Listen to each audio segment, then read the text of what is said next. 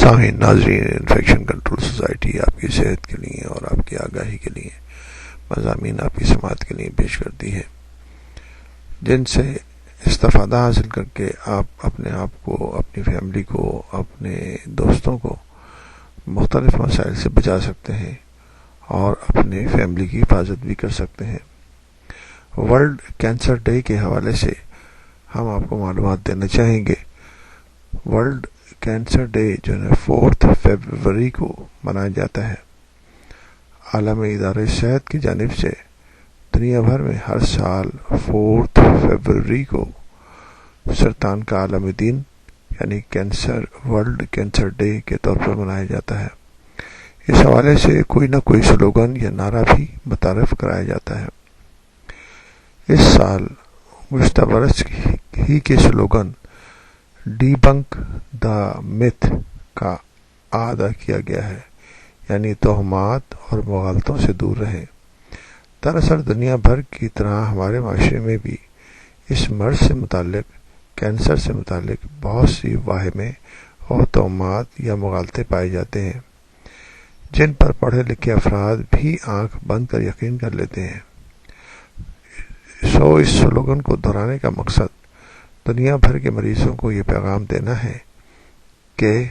وہ سرطان یعنی کینسر سے متعلق رائج مغالطوں پر ہرگز کان نہ دھریں،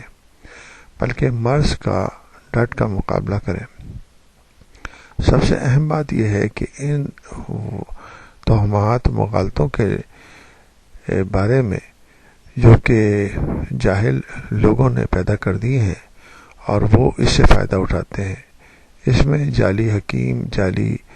ڈاکٹر اور اس قسم کے جو کوئکری کرنے والے جو لوگ ہیں، جو جعلی ڈاکٹر بن کر مریضوں کا علاج کرتے ہیں یا ہیموپیتھس ہیں، وہ اس قسم کے واہمے اور مغالطے خاص طور پر پھیلاتے ہیں اور مریضوں کو آج کل کے دور میں میڈیا کے ذریعے تک بھی وہ پبلسٹی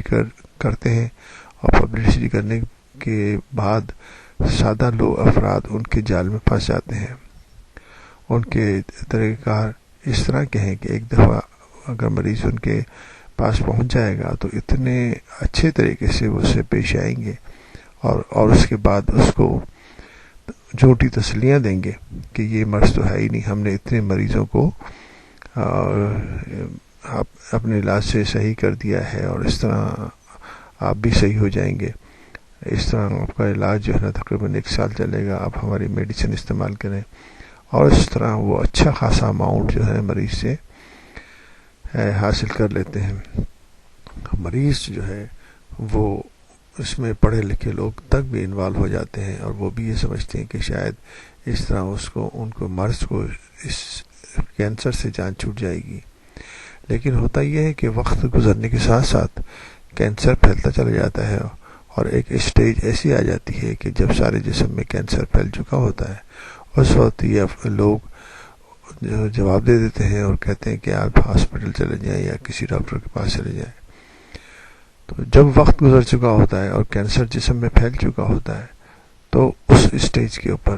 کوئی بھی ان کی ہیلپ نہیں کر سکتا۔ اس لیے ضروری ہے کہ سائنٹیفک طریقے پر جس کینسر کے علاج کے جو طریقہ کار ہیں ان پر عمل درآمد کر کے اور مرض کا خاص طور پر مقابلہ کر کے اپنے آپ کو اس مرض سے بچائیں۔ سب سے اہم بات یہ ہے کہ prevention is better than cure. Cancer سے بچنے کے لیے پریونشن کے اور احتیاط کے بے شمار طریقے ہیں، جن پہ عمل درآمد کر کے آپ اس مرض سے بہت آسانی سے بچ سکتے ہیں۔ دنیا کے 70% کینسر سے بچا جا سکتا ہے،